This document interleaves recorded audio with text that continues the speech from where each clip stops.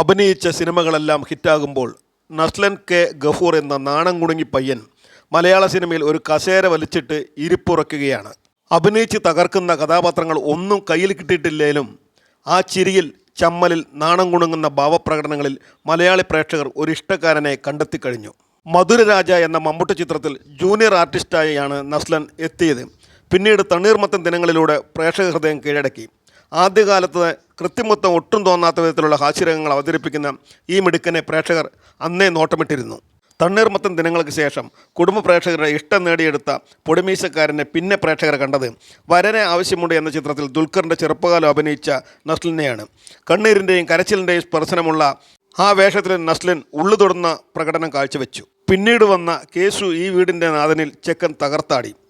കുരുതിയിൽ റസൂൽ എന്ന ഏറെ സങ്കീർണത നിറഞ്ഞ കഥാപാത്രം വളരെ തന്മയത്വത്തോടെ നസ്ലൻ കൈകാര്യം ചെയ്തത്. അങ്ങനെ ഏതുതരം റോളും തൻ്റെ കൈകളിൽ സുഭദ്രമാണെന്ന് നസ്ലൻ തെളിയിച്ചുകൊണ്ടിരിക്കുന്നു. മലയാള സിനിമയിൽ തൻ്റേതായ വ്യക്തിമുദ്ര പതിപ്പിക്കാൻ പ്രാപ്തനായ അഭിനേതാവാണ് നസ്ലൻ. ഇന്നുള്ള യുവനടന്മാരിൽ ഏറ്റവും ഭാവിയുള്ള അഭിനേതാവാണ് നസ്ലിൻ. കുരുതിയിലും തണ്ണീർമത്തലിലും നമ്മൾ അത് കണ്ടു. ഹോമിൽ വളരെയധികം മികച്ച പെർഫോമൻസാണ് നസ്ലൻ നൽകിയിരിക്കുന്നത്. ഏറ്റവും മികച്ച ഭാവിയാണ് നസ്ലനെ കാത്തിരിക്കുന്നത് എന്നതിൽ സംശയമില്ല. പ്രേമലു എന്ന ഒറ്റ ചിത്രം കൊണ്ട് ചെക്കൻ്റെ കരിയർ ഗ്രാഫ് ഉയർന്നു. ഈ ചിത്രത്തിലൂടെ നസ്ലിൻ ഒരു താരമായി ഉദിച്ചു കഴിഞ്ഞിരിക്കുന്നു. ഇപ്പോൾ മലയാള പ്രേക്ഷകരുടെ ആവലാതി ഇതൊന്നുമല്ല. നസ്ലിന് പ്രണയമുണ്ടോ? ഉണ്ടെങ്കിൽ അത് ആരാണ്? നസ്ലിൻ്റെ പ്രണയിനിയെ സോഷ്യൽ മീഡിയ തിരിയാൻ തുടങ്ങിക്കഴിഞ്ഞിരിക്കുന്നു.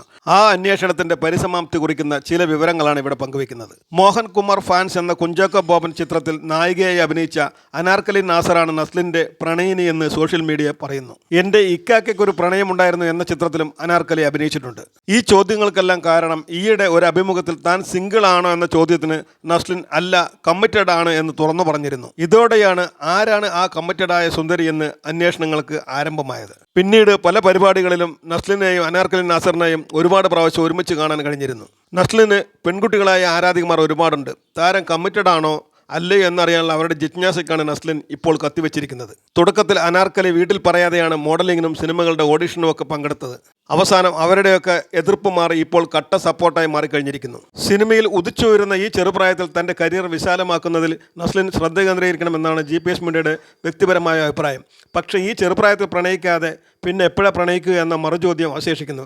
എന്തായാലും സിനിമയിലും പ്രണയത്തിലും പുഷ്പിച്ച് ഒരു പൂക്കാലം തന്നെ നസ്ലിന് ലഭിക്കട്ടെ എന്ന് GPS മീഡിയ ആത്മാർത്ഥമായും ആശംസിച്ചുകൊള്ളുന്നു.